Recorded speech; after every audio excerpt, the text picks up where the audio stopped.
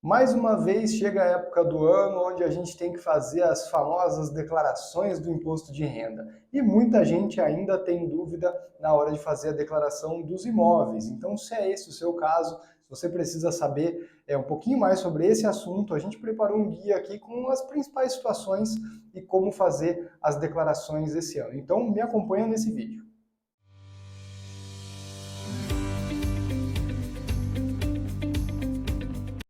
Bom, na declaração do imposto de renda de 2023, você deve informar todas as transações, né, as negociações que eventualmente tiveram de imóvel no ano de 2022. Então, seja uma compra, venda, doação, herança, financiamento, consórcio, qualquer coisa, você tem que fazer essa declaração.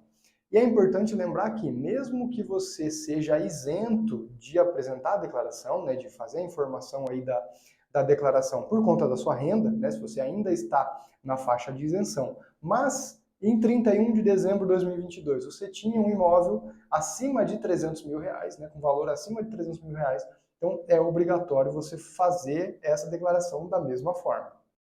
E o primeiro passo para você começar aí a fazer essa declaração é juntar toda a documentação referente a essa transação.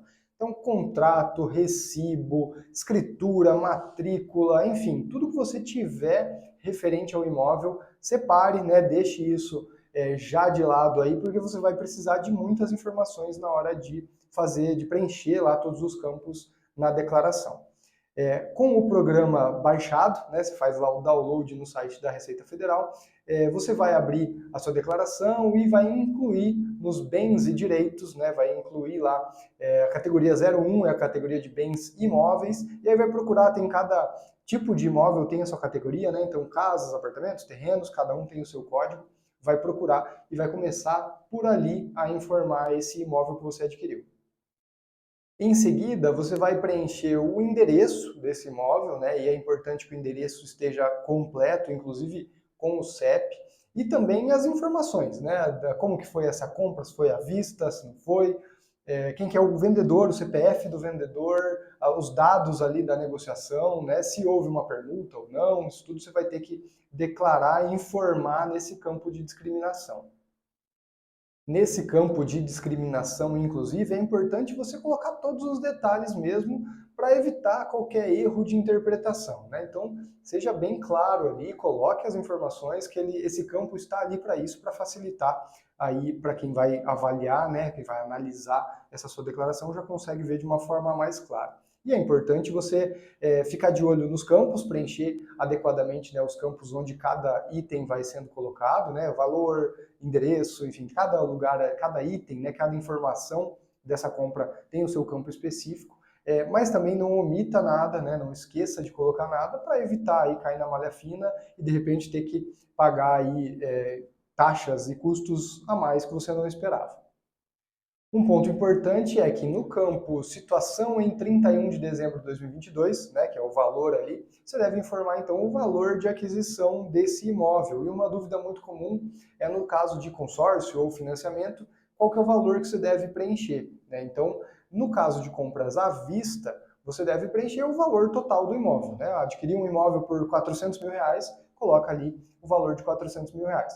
Se for um consórcio ou um financiamento, você deve incluir os valores pagos naquele ano, né? Então, em 2022.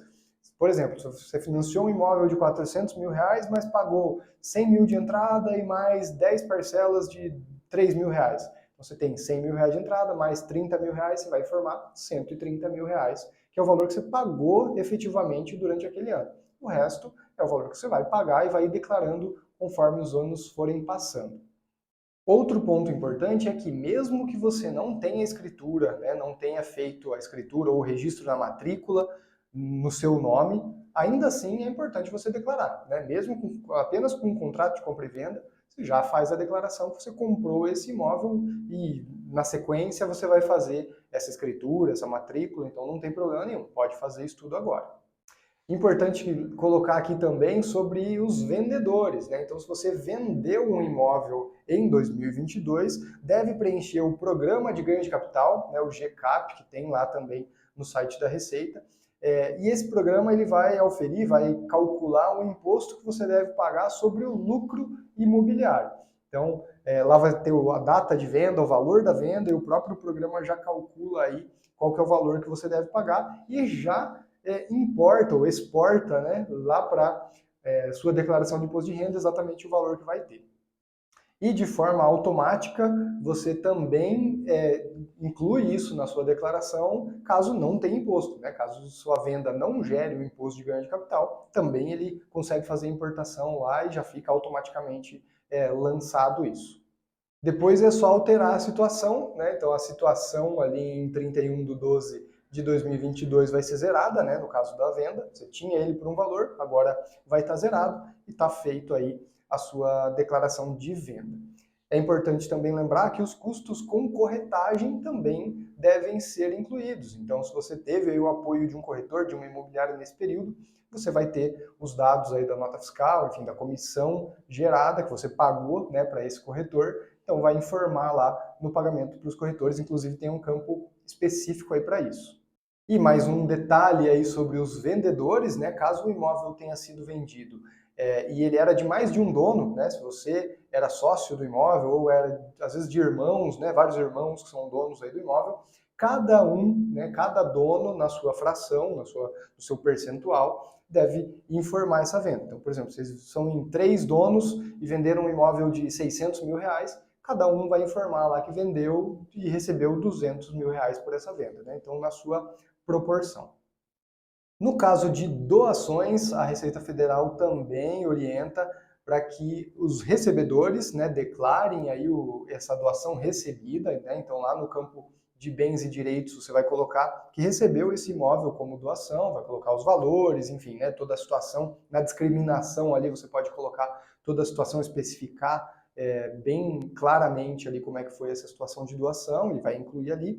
E é importante lembrar que no caso de doação, a Receita Federal não cobra nenhum imposto sobre esse valor. Quem cobra é a Receita Estadual, através do ITCMD, que é o Imposto sobre Transmissão, Causa, Morte e Doação. Então você tem um imposto a pagar. Quem recebe a doação tem um imposto a pagar para a Receita Estadual. Tá? É importante ficar de olho nisso. E para quem doou, né, quem foi o doador, quem deu esse imóvel para outra pessoa, também deve informar lá na sua declaração, né, diminuir, zerar o valor da situação em 31/12, deixar ela zerada, porque esse imóvel foi doado para outra pessoa, então não vai mais fazer parte da sua declaração. E por último, no caso de heranças, né, também é importante que os herdeiros declarem esse recebimento, então vai colocar lá no campo específico, né, os detalhes aí do imóvel, o valor também, né, na maioria dos casos o pessoal deixa o valor que já era o valor declarado pelo falecido, né, pela origem aí dessa herança.